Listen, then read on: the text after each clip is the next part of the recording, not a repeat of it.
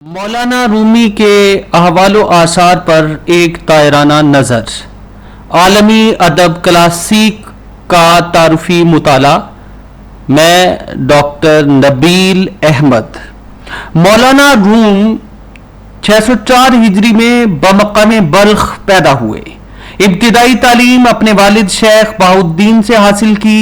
شیخ بہاؤالدین کے مریدوں میں سید برہان الدین محقق بڑے پائے کے فاضل تھے۔ مولانا کے والد نے مولانا روم کو ان کی آغوش تربیت میں دیا۔ وہ مولانا کے اتالیق بھی تھے اور استاد بھی۔ مولانا نے اکثر علوم میں انہی سے رہنمائی لی۔ 18 یا 19 برس کی عمر میں مولانا روم اپنے والد کے ساتھ قونیہ میں گئے۔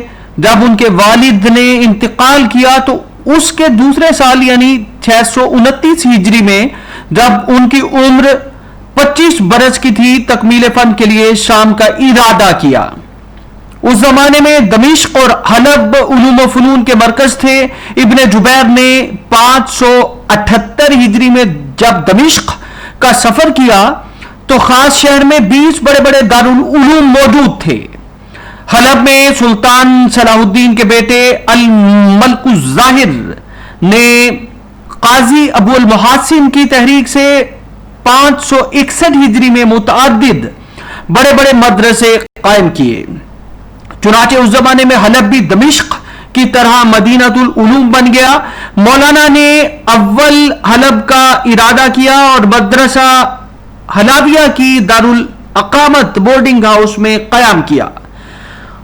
اس مدرسے کے مدرس کمال الدین بن ادیم حلبی تھے۔ ان کا نام عمر بن احمد بن ہبۃ اللہ ہے۔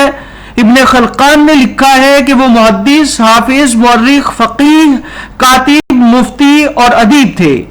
حلب کی تاریخ جو انہوں نے لکھی ہے اس کا ایک حصہ یورپ سے شائع ہو چکا ہے۔ مولانا نے مدرسہ حلابیہ کے سوا حلب کے اور مدرسوں میں بھی علم کی تحصیل کی۔ طالب علمی ہی کے زمانے میں عربیت، فقہ، حدیث، تفسیر اور معقول میں یہ کمال حاصل کیا کہ جب کوئی مشکل مسئلہ پیش آتا اور کسی سے حل نہ ہوتا تو لوگ ان کی طرف رجوع کرتے۔ دمشق کی نسبت یہ پتہ نہیں چلتا کہ مولانا روم نے کس مدرسے میں رہ کر تعلیم حاصل کی۔ سپہ سالار نے اپنی کتاب مناقب العارفین میں ایک ضمنی موقع پر لکھا ہے کہ وقت کے خداوند گار ما در دمشق بود، در مدرسہ برانیہ در حجرہ کے متمکن بودند، لیکن مدرسہ برانیہ کے کچھ حالات معلوم نہیں ہوتے۔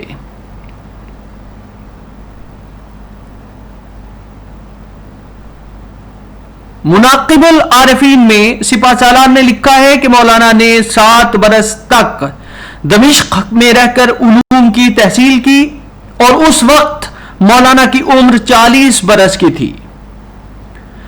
یہ امر قطعی ہے کہ مولانا نے تمام علوم درسیہ میں نہایت اعلیٰ درجے کی مہارت پیدا کی تھی۔ جواہر مزیہ میں لکھا ہے کانا علماً بالمذاہب واسع الفقہ عالماً بالخلاف نواع العلوم۔ خود ان کی مثنوی کی بڑی شہادت ہے، لیکن اس سے بھی انکار نہیں ہو سکتا کہ انہوں نے جو کچھ پڑھا تھا اور جن چیزوں میں کمال حاصل کیا تھا وہ اشعارہ کے علوم تھے۔ مثنوی میں جو تفسیری روایتیں نقل کی ہیں اشعارہ کی یا ظاہریوں کی روایتیں ہیں۔ انبیاء کے قصص وہی نقل کیے ہیں جو عوام میں مشہور ہیں۔ معتزلہ سے ان کو وہی نفرت ہے مولانا روم کو جو اشعارہ کو ہے۔ چنانچہ ایک جگہ لکھا ہے ہستی طویل اہل اعتزال وائے کس کو نہ دارد نور حال۔ مولانا کے والد نے جب وفات پائی تو سید برہان الدین اپنے وطن ترمذ میں تھے۔ یہ خبر سن کر ترمذ سے روانہ ہوئے اور قونیہ میں آئے۔ مولانا اس وقت لارندہ میں تھے۔ سید برہان الدین نے مولانا کو خط لکھا اور اپنے آنے کی اطلاع دی۔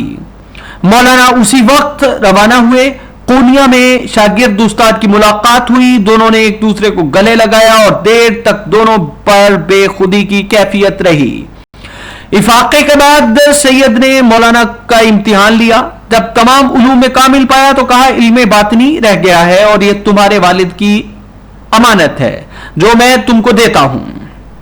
چنانچہ 9 برس تک طریقت اور سلوک کی تعلیم دی۔ بعضوں کا بیان ہے کہ اسی زمانے میں مولانا ان کے مرید بھی ہو گئے۔ چنانچہ سپہ سالار نے مناقب العارفین میں لکھا ہے اور تفصیل کے ساتھ لکھا ہے، مولانا نے اپنی مثنوی میں جابجا سید موصوف کا اس طرح نام لیا ہے جس طرح ایک مخلص مرید پیر کا نام لیتا ہے۔ یہ سب کچھ سپہ سالار نے اپنی کتاب مناقب العارفین میں حوالہ قلم کیا ہے، لیکن مولانا پر اب تک ظاہری ہی علوم کا رنگ غالب تھا۔ علوم دینیا کا درس دیتے تھے، واعظ کہتے تھے، فتوے لکھتے تھے، سماع وغیرہ سے سخت احتراز کرتے تھے۔ ان کی زندگی کا دوسرا دور در حقیقت شمس تبریز سے ملاقات پر منتج ہوتا ہے۔ یہ عجیب بات ہے کہ شمس تبریز کی ملاقات کا واقعہ جو مولانا کی زندگی کا سب سے بڑا واقعہ ہے، تذکروں اور تاریخوں میں اس قدر مختلف اور متناقض طریقوں سے منقول ہے کہ اصل واقعہ کا پتہ لگانا مشکل ہے۔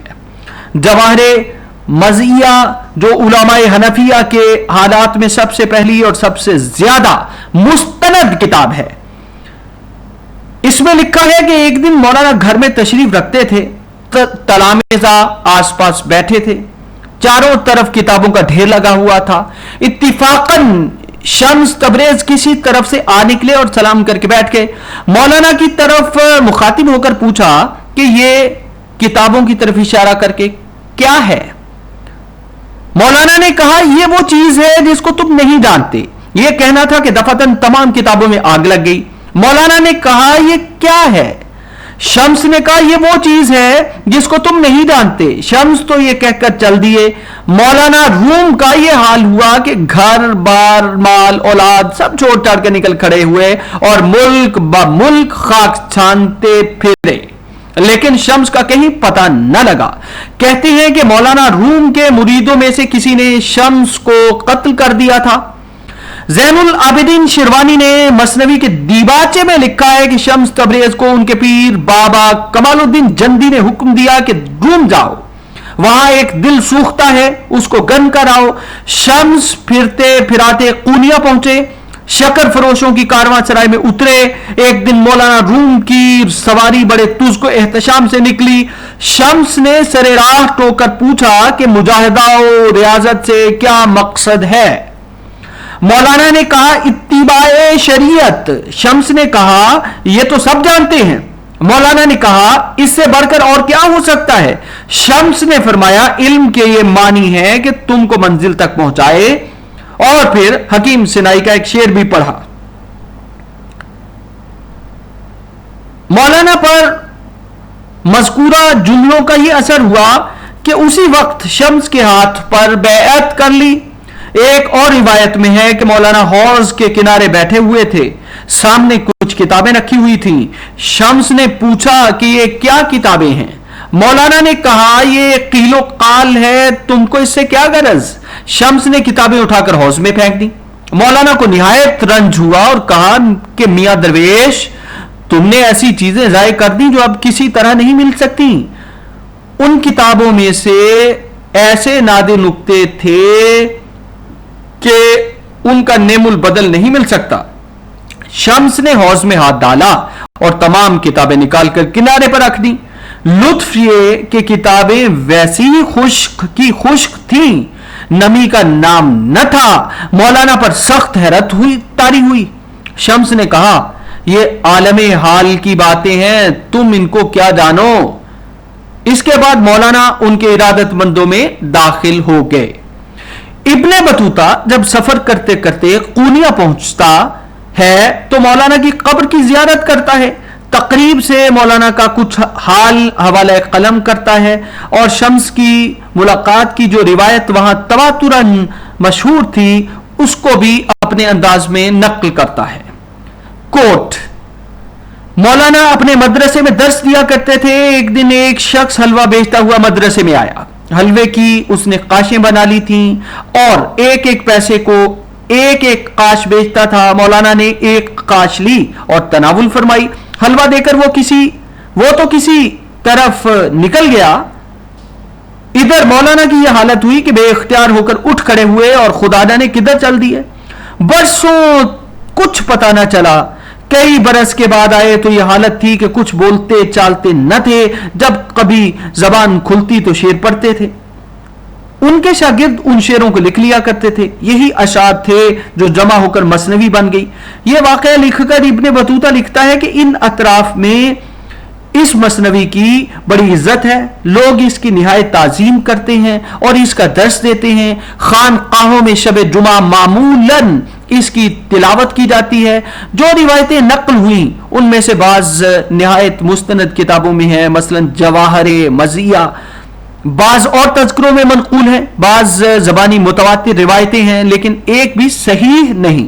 نہ صرف اس لحاظ سے کہ خارج از قیاس ہیں بلکہ اس لیے بھی کہ صحیح روایت کے خلاف ہیں. اس سے کیا قیاس کیا جا سکتا ہے کہ صوفیہ کبار کے حالات میں کس قدر دور از کا روایتیں مشہور ہو جاتی ہیں اور وہی کتابوں میں درج ہو کر سلسلہ بسلسلہ پھیلتی جاتی ہیں. سپہ سالار نے اپنی کتاب میں ایک واقعہ خلاف عادت بھی آمیز کیا ہے. ویسے تو وہ متعدد واقعات کو کی آمیزش کرتے ہیں اور خلاف عادت ہی کرتے ہیں، تاہم شمس کی ملاقات کا جو حال لکھا ہے سادہ، صاف اور بالکل قرین عقل ہے. چنانچہ وہ قصہ، وہ ملاقات جو مولانا روم اور شمس تبریز کے مابین ہوئی، اس ملاقات سے قبل شمس تبریز کے حالات جاننا ضروری ہیں. شمس تبریز کے والد کا نام الہ الدین تھا. وہ قیا بزرگ کے خاندان سے تھے جو فرقہ اسماعیلیہ کا امام تھا، لیکن اس بات سے بھی اختلاف ہے. شفق لکھتا ہے کہ شمس کا پورا نام شمس الدین بن علی بن ملک مراد تبریزی ہے. یعنی وہ اس بات سے انکار کرتا ہے کہ شمس کا کوئی تعلق فرقہ باطنیہ کے فرما رواؤں سے تھا. ای ڈی براؤن مولانا شبلی نعمانی سے متفق ہے، لیکن اس نے بھی صورتحال یہ لکھ کر مشکوک بنا دی ہے کہ شمس کے متعلق بیان کیا جاتا ہے کہ حسن بن صباح کے فرقے کے ایک فرما روا کا خلف رشید تھا. جلال الدین حسن فرقہ باطنیہ اسماعیلیہ کا چوتھا فرما روا تھا جو 618 ہجری کو فوت ہوا. اس نے اپنا آبائی مذہب ترک کر دیا تھا، یعنی شمس تبریز نے. شمس نے تبریز میں علم ظاہری کی تحصیل کی، پھر بابا کمال الدین جندی کے مرید ہوئے، لیکن عام صوفیوں کی طرح پیری مریدی اور بیعت تو ارادت کا طریقہ نہیں اختیار کیا. سوداگروں کی وجہ میں شہروں کی سیاحت کرتے رہتے، جہاں جاتے کارواں سرائے میں اترتے اور حجرے کا دروازہ بند کر کے مراقبے میں مصروف ہوتے. معاش کا یہ طریقہ رکھا تھا کہ کبھی کبھی ازار بند بن لیتے اور اس کو بیچ کر کفاف مہیا کرتے. ایک دفعہ مناجات کے وقت دعا مانگی کہ الہی کوئی ایسا بندہ خاص ملتا جو میری صحبت کا متحمل ہو سکتا. عالم غیب سے اشارہ ہوا کہ روم کو جاؤ. اسی وقت چل کھڑے ہوئے. قونیا پہنچے تو رات کا وقت تھا. برنج فروشوں کی سرائے میں اترے. سرائے کے دروازے پر ایک بلند چبوترا تھا. اکثر امراء اور عمائد تفریح کے لیے وہاں آ بیٹھتے تھے. شمس بھی اسی چبوترے پر بیٹھا کرتے تھے. مولانا کو ان کے آنے کا حال معلوم ہوا تو ان کی ملاقات کو چلے. راہ میں لوگ قدم بوس ہوتے جاتے تھے. اسی شان سے سرائے کے دروازے پر پہنچے. شمس نے سمجھا کہ یہی شخص ہے جس کی نسبت بشارت ہوئی ہے. دونوں بزرگوں کی آنکھیں چار ہوئیں اور دیر تک زبان حال میں باتیں ہوتی رہیں. شمس نے مولانا روم سے پوچھا کہ حضرت با یزید بستانی کے ان دو واقعات میں تطبیق کیوں کر ہو سکتی ہے کہ ایک طرف تو یہ حال تھا کہ تمام عمر اس خیال سے خرپزہ نہیں کھایا کہ معلوم نہیں جناب رسول اللہ صلی اللہ علیہ وسلم نے اس کو کس طرح کھایا ہے، دوسری طرف اپنی نسبت یوں فرماتے تھے کہ سجانی ما اعظم شانی، یعنی اللہ اکبر میری شان کس قدر بڑی ہے، حالانکہ رسول اللہ صلی اللہ علیہ وسلم بائیں ہما جلالت شان فرمایا کرتے تھے کہ میں دن بھر میں 70 دفعہ استغفار کرتا ہوں۔ مولانا نے فرمایا کہ بھائی یزید اگرچہ بہت بڑے پائے کے بزرگ تھے، لیکن مقام ولایت میں وہ ایک خاص درجے پر ٹھہر گئے تھے، اور اس درجے کی عظمت کے اثر سے ان کی زبان سے ایسے الفاظ نکل جاتے تھے۔ بخلاف اس کے جناب رسول اللہ صلی اللہ علیہ وسلم منازل تقرب میں برابر ایک پائے سے دوسرے پائے پر چڑھتے جاتے تھے، اس لیے جب بلند پائے پر پہنچتے تھے تو پہلا پایا اس قدر پست نظر آتا تھا کہ اس سے استغفار کرتے تھے۔ مناقب العارفین کے مصنف نے لکھا ہے، مناقب العارفین کی روایت میں جزئی اختلاف کے ساتھ تصریح ہے کہ یہ 642 ہجری کا واقعہ ہے۔ اس بنا پر مولانا کی مسند نشینی فقر کی تاریخ اسی سال شروع ہوتی ہے۔ سپہ سالار کا بیان ہے، مناقب العارفین کے مصنف سپہ سالار کا بیان ہے کہ 6 مہینے تک برابر دونوں بزرگ صلاح الدین زرکوب کے حجرے میں چلہ کش رہے۔ اس مدت میں آب و غذا قطن متروک تھی اور بجز صلاح الدین کے اور کسی کو حجرے میں آمد و رفت کی مجال نہ تھی۔ سپہ سالار نے اپنی کتاب مناقب العارفین میں اس مدت کو نصف کر دیا ہے۔ اس زمانے سے مولانا کی حالت میں ایک نمایاں تغیر جو پیدا ہوا وہ یہ تھا کہ اب تک سماع سے احتراز برتتے تھے، اب اس کے بغیر چین نہیں آتا تھا۔ چونکہ مولانا نے درس و تدریس اور واعظ و پند کے اشغال دفعتاً چھوڑ دیے اور حضرت شمس تبریز کی خدمت سے دم بھر کو جدا نہیں ہوتے تھے، تمام شہر میں ایک شورش مچ گئی۔ لوگوں کو سخت رنج تھا کہ ایک دیوانہ بے سروپا نے مولانا پر ایسا سحر کر دیا کہ وہ کسی کام کے نہیں رہے۔ یہ برہمی یہاں تک پھیلی کہ خود مریدان خاص اس کی شکایت کرنے لگے۔ شمس کو ڈر ہوا کہ یہ شورش فتنہ انگیزی کی حد تک نہ پہنچ جائے، چپ کے گھر سے نکل کر دمشق کو چل دیے۔ مولانا کو ان کے فراق کا ایسا صدمہ ہوا کہ سب لوگوں سے قطع تعلق کر کے عزلت اختیار کی۔ مریدان خاص کو بھی خدمت میں بار نہیں مل سکتا تھا۔ مدت کے بعد شمس نے مولانا کو دمشق سے خط لکھا۔ اس خط نے شوق کی آگ اور برقا دی۔ مولانا نے اس زمانے میں نہایت رقت انگیز اور پر اثر اشعار کہے۔ جن لوگوں نے شمس کو آزردہ کیا تھا ان کو سخت ندامت ہوئی۔ سب نے مولانا سے آ کر معافی کی درخواست کی۔ چنانچہ اسی واقعہ کو مولانا کے صاحبزادے سلطان نے اپنی مثنوی میں درج کیا ہے۔ اب فیصلہ یہ ہوا کہ سب مل کر دمشق جائیں گے اور شمس کو منا کر لائیں گے۔ سلطان مذکورہ قافلے کے سپہ سالار بنے۔ مولانا نے شمس کے نام ایک منظوم خط لکھا اور سلطان کو دیا کہ خود ان کی خدمت میں پیش کرنا۔ ظاہر ہے کہ وہ خط منظوم تھا اور اس خط میں ایک غزل 15 اشعار پر مشتمل تھی، جس کے 2 شعر دیباچہ مثنوی میں بھی نقل کیے گئے ہیں۔ سلطان قافلے کے ساتھ دمشق پہنچے۔ بڑی مشکل سے شمس تبریز کا پتہ لگایا۔ سب سامنے جا کر آداب و تسلیم بجا لائے اور پیشکش جو ساتھ لائے تھے نظر کر کے مولانا کا خط شمس کو دیا۔ شمس مسکرائے، بیدام و دانا نگیرند مرغ دانا را، پھر فرمایا کہ ان خزف ریزوں کی ضرورت نہیں، مولانا کا پیام کافی ہے۔ چند روز تک مذکورہ سفارت کو مہمان رکھا، پھر دمشق سے سب کو لے کر روانہ ہوئے۔ تمام لوگ سواریوں پر تھے، لیکن سلطان کمال ادب سے شمس کے رکاب کے ساتھ دمشق سے قونیہ تک پیادہ آئے۔ मौलाना को खबर हुई तो तमाम मुरीदों और हाशिया बोसों को साथ लेकर इस्तिकबाल को निकले और बड़े तुझ को एहतशाम से लाए। मुद्दत तक बड़े ज़ौक़ शौक की सोहबतें रही। चंद रोज के बाद हजरत शम्स ने मौलाना रूम की एक परवुर्दा के साथ, जिसका नाम कीमिया था, शादी कर ली। इसके बारे में भी कदर इख्तिलाफ है। मौलाना ने मकान के सामने एक खैमा लगाया कि हजरत शम्स इसमें क़याम फरमाए। मौलाना के एक साहिबजादे जिनका नाम इलाउद्दीन चिल्पी था, जब मौलाना से मिलने आए तो हजरत शम्स के खैमे में से होकर जाते। शम्स को नागवार होता, चंद बार मना किया लेकिन वो बाज ना आए।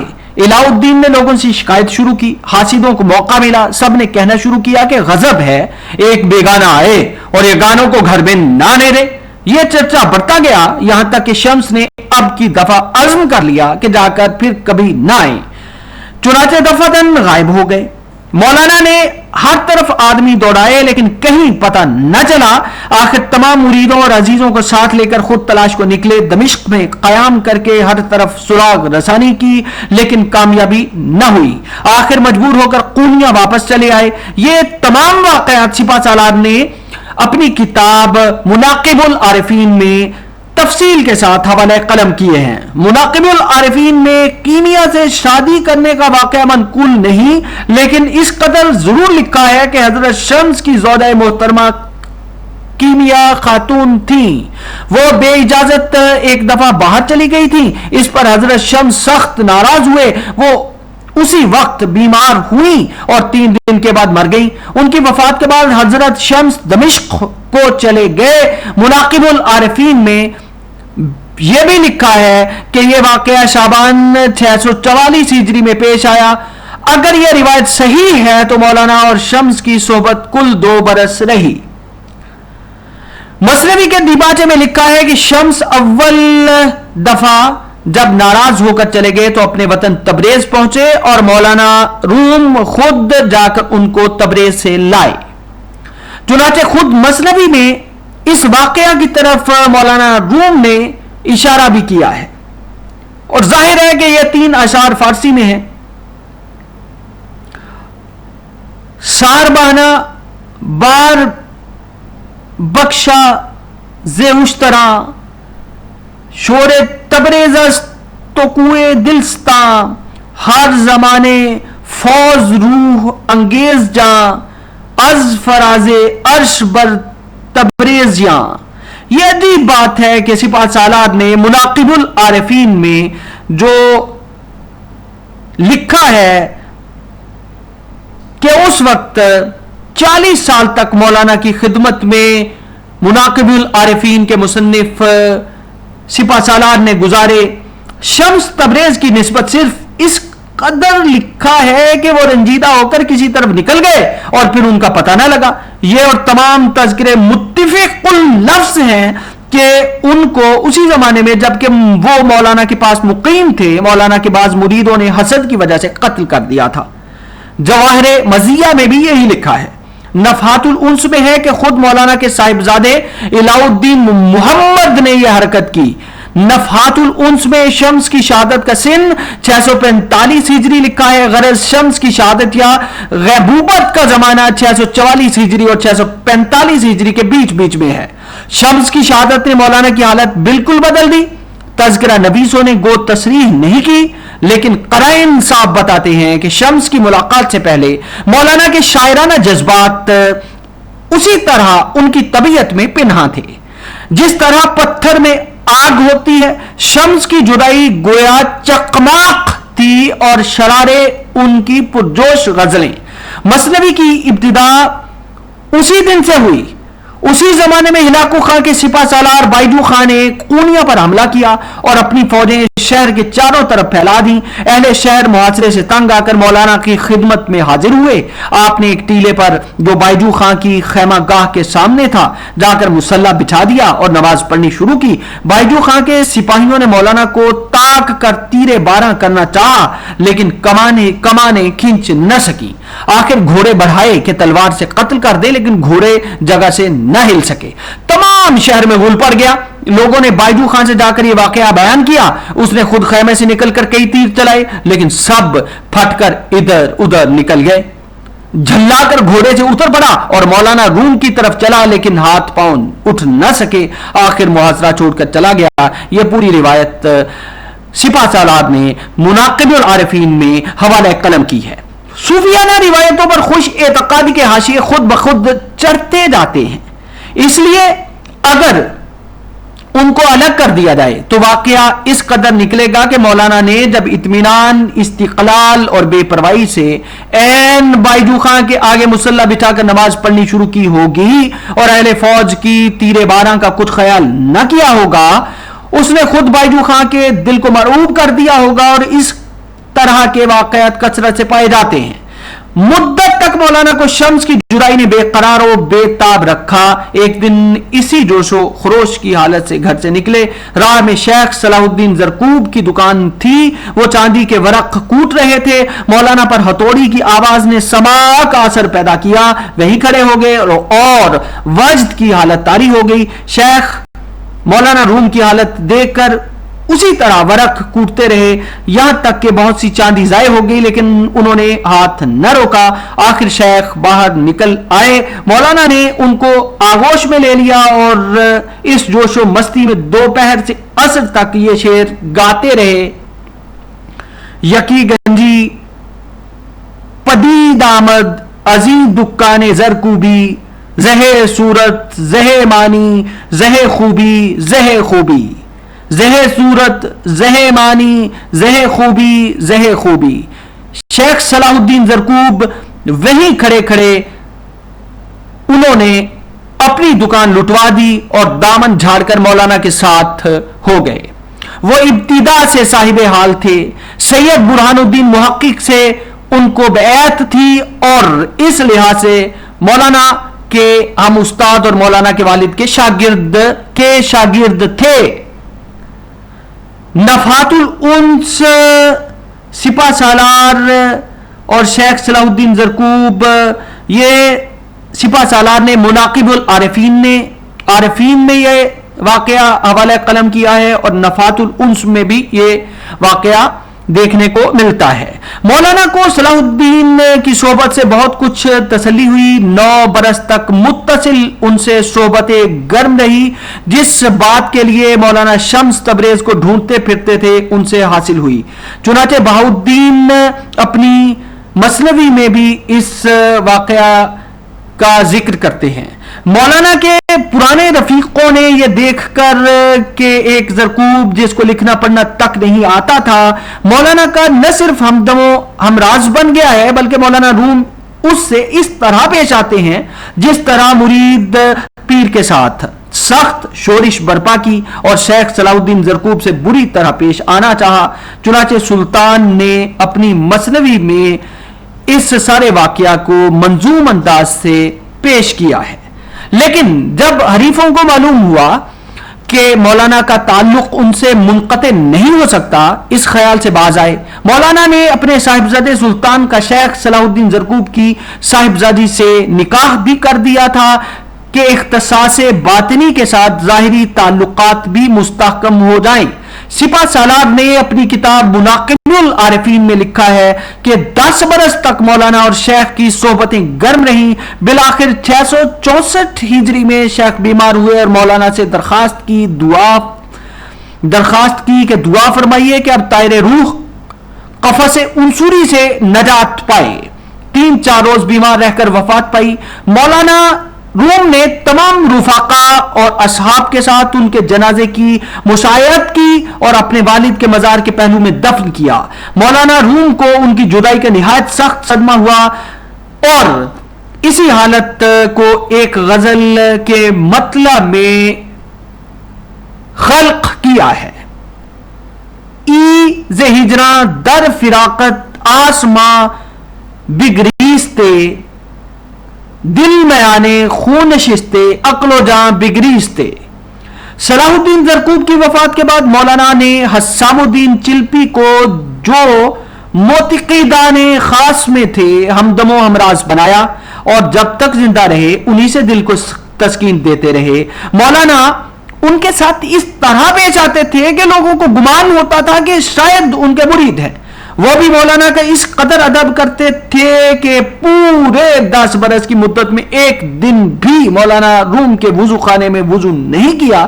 شدت کے جاڑے پڑتے ہوتے اور برف گرتی ہوتی، لیکن گھر جا کر وضو کر آتے۔ حسام الدین ہی کی درخواست اور استدعا پر مولانا نے مثنوی لکھنی شروع کی۔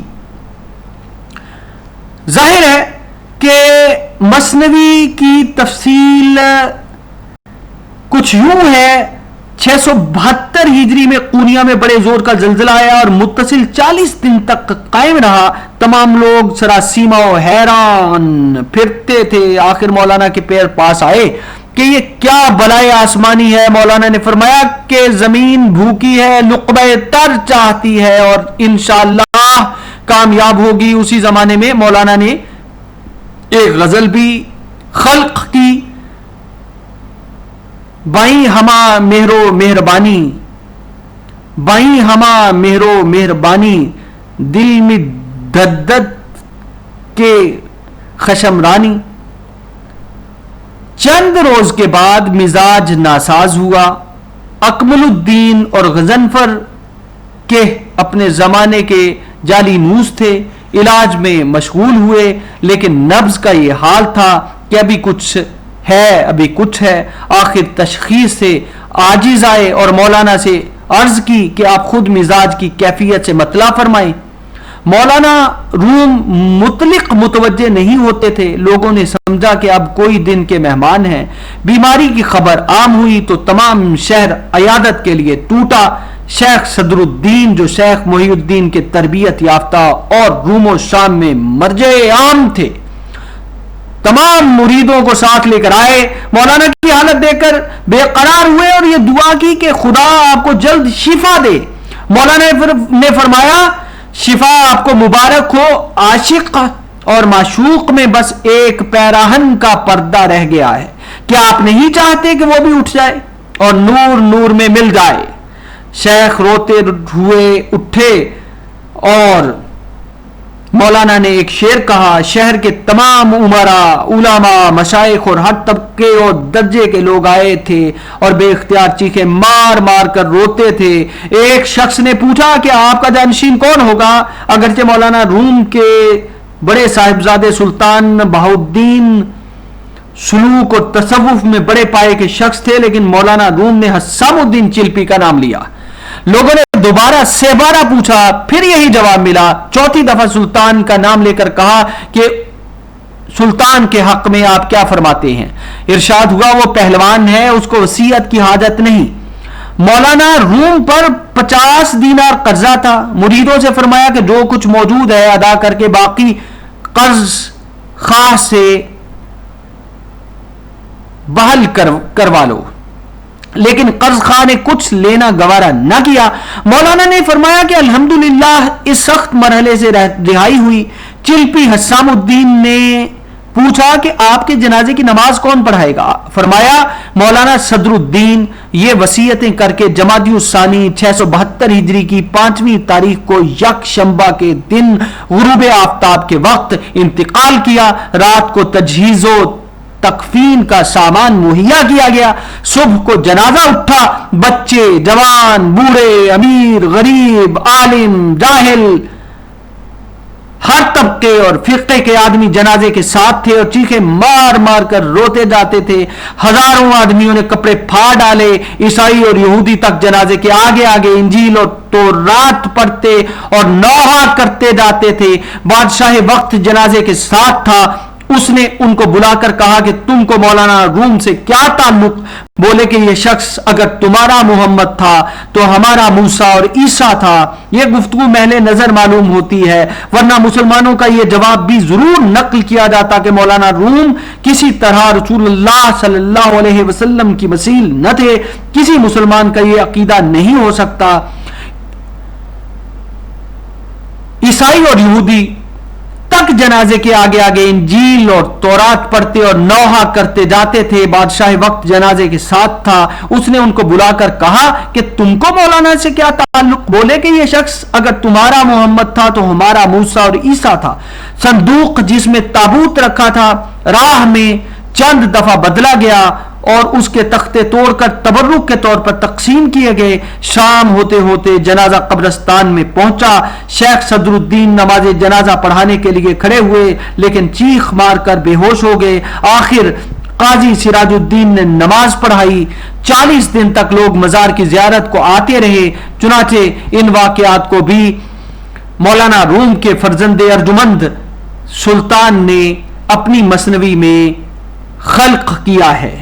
मौलाना रूम का मजार मुबारक उस वक्त से आज तक बोसागाह खल्लाक है। इब्ने बतूता जब पूनिया में पहुंचा है तो वहां के हालात में लिखता है कि मौलाना के मजार पर बड़ा लंगर खाना है जिससे सादिरो वारिद को खाना मिलता है।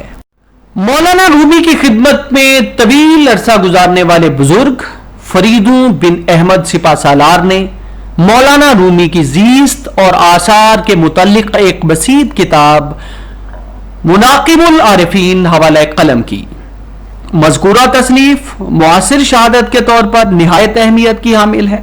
सिपा सालार की तसनीफ का पूरा उन्वान मुनाकिबुल आरिफीन है। सिपा सालार की किताब प्रोफेसर सईद नफीसी के हवाशी के साथ तेहरान से शाये हो चुकी है। मज़कूरा तसनीफ की तालीफ का जमाना निकलसन के मुताबिक ये किताब 720 हिजरी में तालीफ हुई। फरीदू बिन अहमद सिपा सालार एक बुजुर्ग मौलाना रूमी के मुरीद खास थे और उन्होंने एक मुद्दत फैज़ सोबत उठाया था। सिपा सालार ने मुस्तकिल सवानिह उमरी हवाला कलम की है। निकलसन के मुताबिक कोट उसी दौर में एक मुसन्निफ 720 हिजरी के लगभग अफलाकी अपनी तालीफ हवाला कलम कर रहे थे जिसमें उन्होंने सिपा सालार की तसनीफ का जिक्र तक नहीं किया। अलबत्ता सिपा सालार अफलाकी की तसनीफ का जिक्र करते हैं। ईजी ब्राउन ने अपनी तसनीफ तारीख अदबियात ईरान में सिपा सालार की तसनीफ का जिक्र किया है। शम्सुद्दीन अहमद अफलाकी की तसनीफ का पूरा उन्वान मुनाकिबुल आरिफीन व मुरातुल काशिफीन है जो 754 हिजरी तक अपनी तालीफ की तकमील के जिम्मे में मसरूफ रहा। मौलाना रूमी का नाम मोहम्मद जलालुद्दीन लक़ब उर्फ मौलानाए रूम है और मौलाना रूम का सिलसिला नसब हजरत अबू बकर सिद्दीक रजी अल्लाह ताला अन्हु से मिलता है। हजरत अबू बकर सिद्दीक रजी अल्लाह ताला अन्हु की औलाद में से आप थे। मौलाना ने के अहवाल व आसार के हवाले से अफजल इकबाल की अंग्रेजी तसनीफ रूमी के सवानिह और अफकार भी एक अहम किताब है जो इदारा बज़्म इकबाल लाहौर ने शाये की है। मजमुउल फुसहा अज हुसैन इब्ने अहमद खतीबी ने अपनी तालीफ जवाहिर मजिया में मौलाना रूमी के सिलसिले नसब को इस तरह से पुर्दे कलम किया है। मोहम्मद बिन हुसैन बिन अहमद बिन कासिम बिन मुसैयब बिन अब्दुल्ला बिन अब्दुर्रहमान बिन अबी बकरिन सिद्दीक रज़ी अल्लाह ताला अन्हु मज़कूरा रिवायत के मुताबिक हुसैन बल्खी मौलाना रूमी के परदादा होते हैं लेकिन फरीदू बिन अहमद सिपा सालार ने उनको दादा लिखा है। शिबली नुमानी का इस्तिदलाल है कि सिपा सालार की रिवायत सही है। हुसैन बहुत बड़े सूफी और साहिब हाल बुजुर्ग थे। सलातीन वक्त इस कदर उनकी इज्जत करते थे कि मोहम्मद खारजम शाह ने अपनी बेटी की उनसे शादी कर दी जबकि अफजल इकबाल ने बदियुज़्ज़मा फरोजान फर को शहादत तस्लीम करते हुए लिखा है कि मोहम्मद खारजम शाह की लड़की से मौलाना रूम के दादा की शादी हो ही न सकी थी। मौलाना रूम के वालिद का लक़ब बहाउद्दीन था और उनका वतन बल्ख था। वो इल्म फज़ल में यकता रोजगार गिने जाते थे। खुरासान के तमाम दूर दराज मकामात से उन्हीं के यहां फतवे आते थे। बैतुल माल से कुछ रुजीना मुकर्रर था, उसी पर गुजर औकात थी। वक्फ की आमदनी से मुतलकन फायदा नहीं उठाते थे। मौलाना रूम के वालिद बहाउद्दीन के दौर में ख्वारज़म शाहियों का दौर सल्तनत था। मोहम्मद ख्वारज़म शाह उस दौर का बादशाह था। इमाम फखरुद्दीन राजी محمد ख्वारज़म शाह के बहुत करीब थे। रिवायत है कि मौलाना रूम के वालिद बहाउद्दीन फलसफा यूनानी के हक में नहीं थे बल्कि यूनानी फलसफे की मजम्मत करते थे, जबकि इमाम फखरुद्दीन राजी फलसफा यूनानी के हक में थे।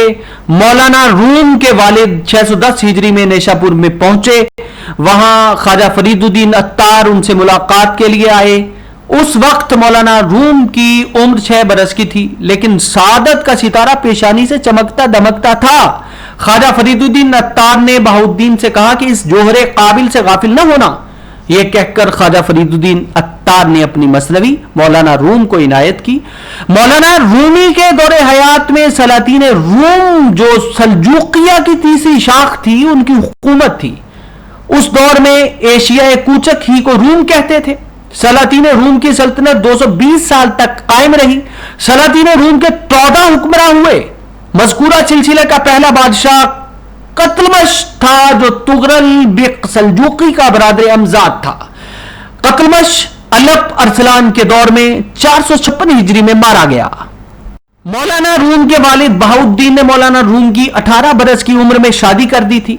मौलाना रूम के फर्जंद रशीद सुल्तान 623 हिजरी में पैदा हुए। कई कुबाद की दरखास्त पर मौलाना रूम के वालिद कूनिया रवाना हुए। नफात में मज़कूरा अहवाल देखने को मिलते हैं। मौलाना रूम के वालिद शेख बहाउद्दीन ने बरोज़े जुमा 18 रबीउस्सानी 628 हिजरी में वफात पाई। ये अहवाल सिपा सालार ने अपनी तसनीफ मुनाकिबुल आरिफीन में सिपुर्द कलम किए हैं। मौलाना रूम 604 हिजरी बमकाम बल्ख में पैदा हुए और उनके उस्ताद और अतालीक सैयद बुरहानुद्दीन थे।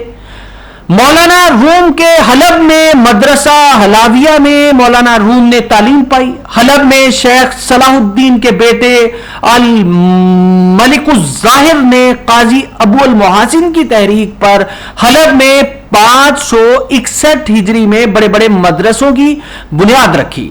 चुनाचे उस जमाने में हलब भी दमिश्क की तरह मदीनातुल उलूम बन गया था।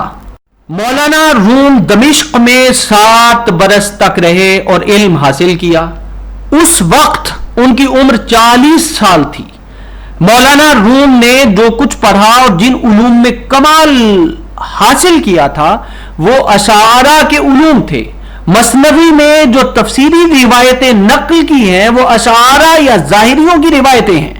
मौलाना रूम को मोतजिला से नफरत थी। मोतजिला से मौलाना रूम को वही नफरत है जो अशारा को है।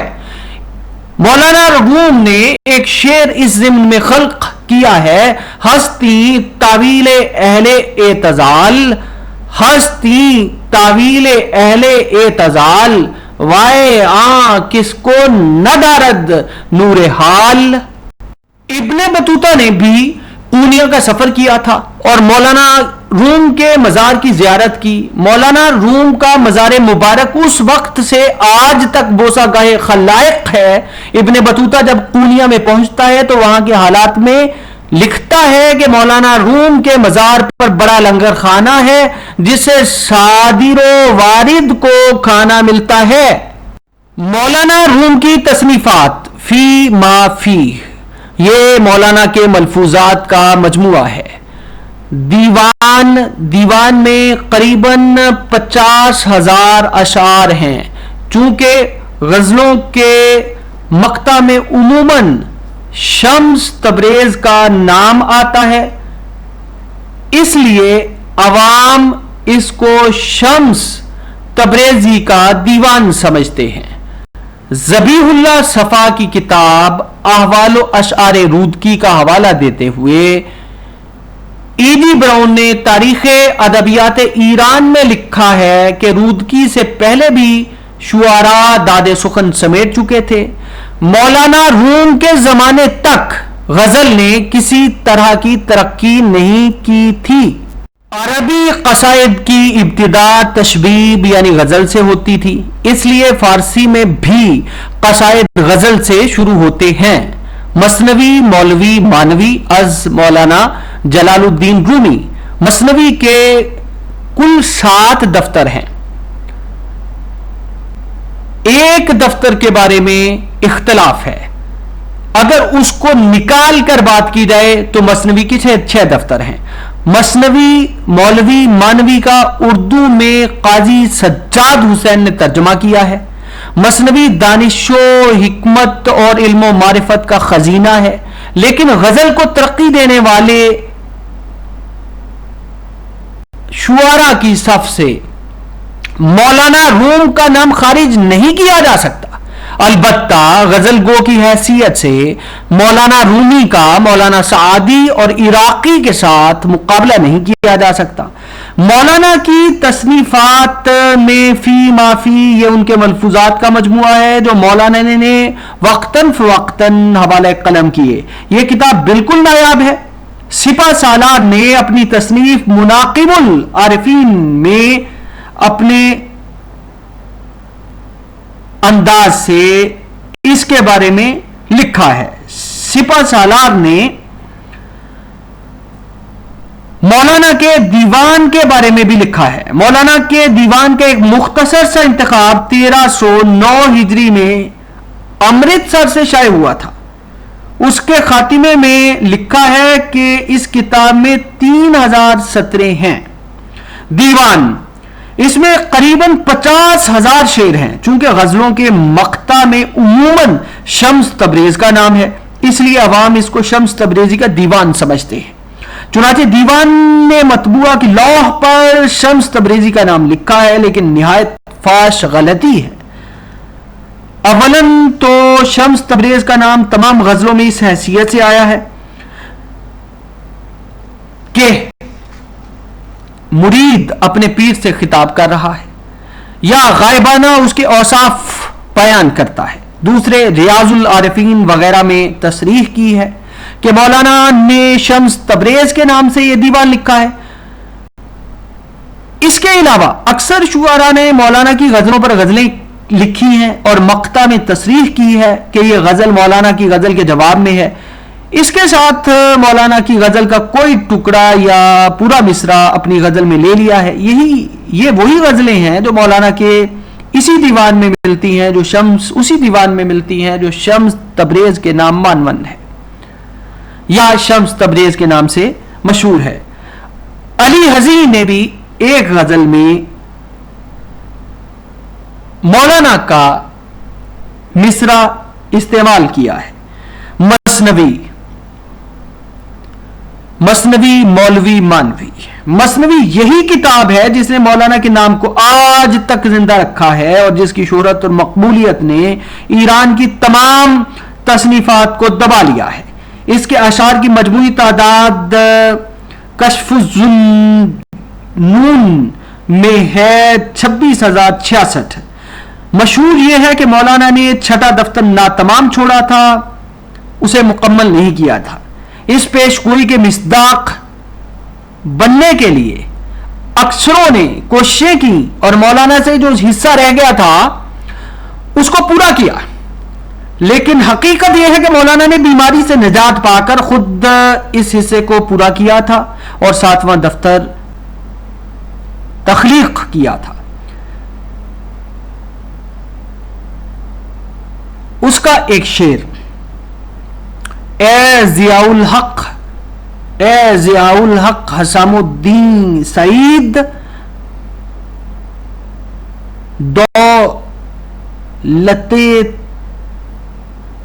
دولتت پائندہ عمرت بر مزید. شیخ اسماعیل قیصری جنہوں نے مثنوی کی بڑی ضخیم شرح لکھی ہے، ان کو اس دفتر کا ایک نسخہ 1814 عیسوی کا لکھا ہوا ہاتھ آیا. انہوں نے تحقیق و تدقیق اور تنقید کی تو ثابت ہوا کہ خود مولانا روم کی تصنیف ہے. چنانچہ انہوں نے لوگوں کے سامنے اس کا اظہار کیا. اس پر تمام ارباب طریقت نے مخالفت کی اور اس کی صحت پر بہت سے شبہات وارد کیے. اسماعیل قیصری نے ان تمام اعتراضات کا تفصیلی جواب حوالہ قلم کیا. صاحب دیباچہ نے لکھا ہے کہ اب تمام شام و روم میں یہ تسلیم کیا جاتا ہے کہ یہ دفتر بھی مولانا روم ہی کے نتائج طبع سے ہے. غرض مولانا روم کی تصنیفات میں سے آج جو کچھ موجود ہے وہ دیوان اور مثنوی ہے.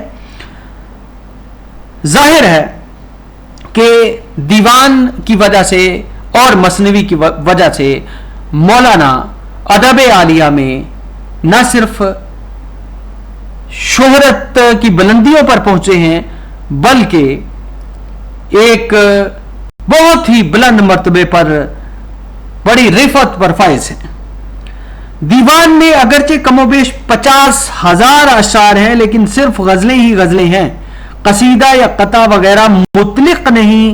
مولانا کی شاعری کا دامن مدح کے داغ سے بالکل پاک ہے، حالانکہ ان کے معاصرین میں سے عراقی اور سعدی تک جو ارباب حال میں بھی نامور ہیں اس عیب سے نہ بچ سکے. ایران میں شاعری کی ابتدا اگرچہ رودکی کے زمانے سے ہوئی، اب یہ طے ہے کہ رودکی سے پہلے بہت سے شعراء داد سخن پا چکے تھے. ای ڈی براؤن نے تاریخ ادبیات ایران میں ذبیح اللہ صفا کی تالیف احوال و اشعار رودکی، جس کو پروفیسر سعید نفیسی نے مرتب کیا ہے، اس کا حوالہ دیتے ہوئے لکھا ہے کہ رودکی سے پہلے بھی غزلیں کہی جاتی تھیں اور شعراء داد سخن سمیٹتے تھے. اگرچہ رودکی کے زمانے سے ایران میں شاعری کی ابتدا ہوئی جس کا بطلان ہو چکا ہے، جس کو 300 برس سے زیادہ گزر چکے تھے، لیکن شاعری کی اصناف میں غزل نے بالکل ترقی نہیں کی تھی. اس کی وجہ یہ تھی کہ ایران میں شاعری کی ابتدا مداحی سے ہوئی اور اس لیے اصناف سخن میں سے صرف قصیدہ لے لیا گیا، لیکن چونکہ عرب کا تتبع پیش نظر تھا اور عربی قصائد کی ابتدا تشبیب یعنی غزل سے ہوتی تھی، اس لیے فارسی میں بھی قصائد غزل سے شروع ہوتے تھے. رفتہ رفتہ غزل کا حصہ الگ کر لیا گیا، چنانچہ حکیم سینائی، انوری، خاقانی، ظہیر فاریابی اور کمال اسماعیل نے غزلیں بھی لکھی اور نہایت کثرت سے لکھی. لیکن یہ امر عموماً تسلیم کیا جاتا ہے کہ مولانا کے زمانے تک غزل نے کسی طرح کی ترقی نہیں کی تھی اور کر بھی نہیں سکتی تھی. غزل دراصل سوز و گداز کا نام ہے اور اس وقت تک جو لوگ شعر و شاعری میں مشغول تھے صرف وہ تھے جنہوں نے معاش کی ضرورت سے اس فن کو پیشہ بنایا تھا. عشق و عاشقی سے ان کو سروکار نہ تھا، چنانچہ اس زمانے کے جس قدر شعراء ہیں ان کے کلام میں صنائع لفظی اور الفاظ کی مرصع کاری کے سوا جوش اور اثر نام کو بھی نہیں پایا جاتا. انوری، خاقانی، عبد الواسع جبلی، مسعود سعد سلمان کی غزلیں آج بھی موجود ہیں، ان میں سوز و گداز کا پتہ تک نہیں. ایران کی شاعری میں درد و اثر کی ابتدا اس طرح ہوئی کہ ارباب حال یعنی حضرات صوفیہ میں بعض بالطبع شاعر تھے، عشق و محبت کا سرمایہ ان کو تصوف سے ملا. ان دونوں کے اجتماع نے ان کے کلام میں جوش اور اثر پیدا کیا. سلطان ابو سعید ابو الخیر حکیم سینائی، خواجہ فرید الدین نتار اس خصوصیت کے موجد اور بانی ہیں، لیکن ان حضرات نے درد دل کا اظہار زیادہ تر رباعیات، قصائد اور مثنویات کے ذریعے کیا تھا. غزلیں اب تک سادگی کی حالت میں رہیں. 7ویں صدی ہجری میں دولت سلجوقیہ کے فنا ہونے سے سلا گشتری اور فیاضی کا بازار سرد ہو چکا تھا، اس لیے شعراء کی طبیعتوں کا زور قصائد سے ہٹ کر غزل کی طرف متوجہ ہوا. ان میں سے بعض فطری عاشق مزاج تھے، اس لیے ان کے کلام میں خود بخود وہ بات پیدا ہو گئی جو غزل کی جان ہے. تمام اہل تذکرہ متفق ہے کہ جن لوگوں نے غزل کو غزل بنایا وہ شیخ سعدی، عراقی اور مولانا روم ہیں. اس لحاظ سے مولانا کے دیوان پر تجزیہ کرتے ہوئے ناقدین کا فرض ہے کہ سعدی اور عراقی سے ان کا موازنہ کیا جاتا. تینوں بزرگوں کی غزلوں کے نمونے سامنے رکھے جاتے اور ہر ایک کی خصوصیات بیان کی جاتی ہیں، اور چونکہ مولانا رومی بلند پایا بزرگ ہیں اس لیے مذاق حال کے موافق خامخواہ بھی ان کو ترجیح دی جا سکتی تھی. لیکن حقیقت یہ ہے کہ ایسا کرنا واقعہ نگاری کے فرض کے بالکل خلاف ہے.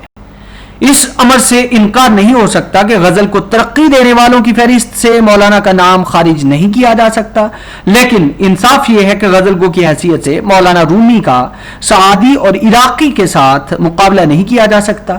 سپہ سالار نے اپنی تصنیف مناقب العارفین میں تفصیل کے ساتھ لکھا ہے کہ مولانا نے بضرورت اور بجبر شاعری کا شغل اختیار کیا تھا۔ وہ خود فرمایا کرتے تھے کہ ہمارے وطن بلخ میں یہ فن نہایت ذلیل سمجھا جاتا تھا، لیکن چونکہ ان ممالک میں شعر کے بغیر لوگوں کو دلچسپی نہیں ہوتی، اس لیے مجبوراً یہ شغل اختیار کیا ہے۔ مولانا کے الفاظ یہ ہیں: از بیما کے ملول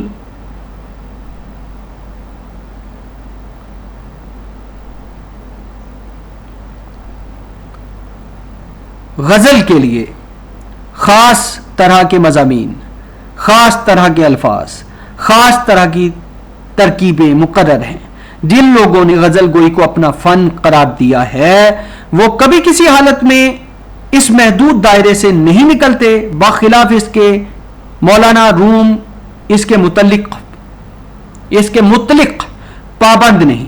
وہ ان غریب اور ثقیل الفاظ تک بے تکلف استعمال کرتے ہیں جو غزل کیا قصیدے میں بھی لوگوں کے نزدیک بار پانے کے قابل نہیں۔